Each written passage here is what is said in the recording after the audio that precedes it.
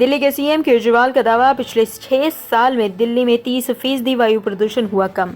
दिल्ली के मुख्यमंत्री अरविंद केजरीवाल ने दिल्ली में वायु प्रदूषण की कमी को लेकर काफी बड़ा दावा किया है। बता दें कि सीएम ने पिछले 6 साल में यानी कि 2016 से 2022 के बीच वायु प्रदूषण में 30% की कमी आने का दावा किया है। केजरीवाल ने कहा कि दिल्ली सरकार के प्रयासों और 2 करोड़ जनता के संघर्ष के कारण दिल्ली में प्रदूषण लगातार कम हो रहा है। पिछले 7-8 सालों में वायु प्रदूषण में काफ़ी सुधार हुआ है।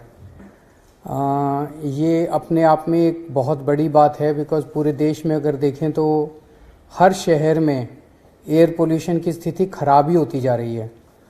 लेकिन दिल्ली में दिल्ली सरकार की कामों की वजह से और दिल्ली के 2 करोड़ लोगों के संघर्ष, मेहनत और सहयोग की वजह से दिल्ली में लगातार पोल्यूशन कम हो रहा है। अगर 2016 से 2022 के बीच में देखें तो 30% पोल्यूशन में कमी आई है, जो बहुत बड़ी बात है।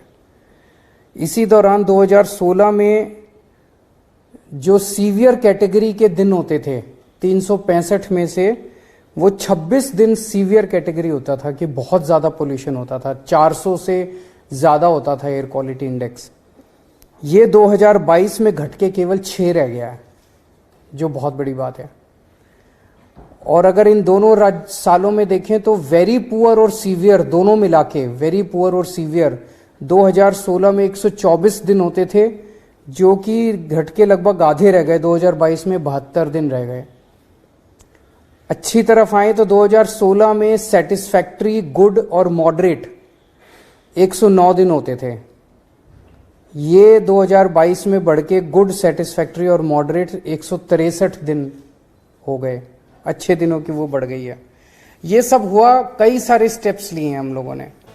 छत्तीसगढ़ से सटे गढ़चिरौली में मुठभेड़, 38 लाख का इनामी नक्सल समेत 3 नक्सली ढेर। छत्तीसगढ़ और महाराष्ट्र बॉर्डर पर स्थित गढ़चिरौली जिले में पुलिस के साथ मुठभेड़ में दलम कमांडर समेत 3 नक्सली मारे गए हैं। इन पर 38 लाख रुपए का इनाम था। जिले के केदारमारा जंगल में शाम करीब 7 बजे मुठभेड़ हुई। पुलिस को गुप्त सूचना मिली थी कि माने राजाराम और पैरीमिली सशस्त्र चौकी के बीच वन्य क्षेत्र में नक्सलियों के पैरीमिली और अहेरी दमल के सदस्य डेरा डाले हुए हैं। प्रहिता से पुलिस को C-60 फोर्स के 2 यूनिट को जंगल क्षेत्र में भेजा गया था। मुझे ये बताते हुए बहुत समाधान है कि हमारे C-60 फोर्स ने गढ़चिरौली में कल एनकाउंटर में 3 नक्सल समर्थकों को, माओइस्ट को वहाँ पर मार गिराया है।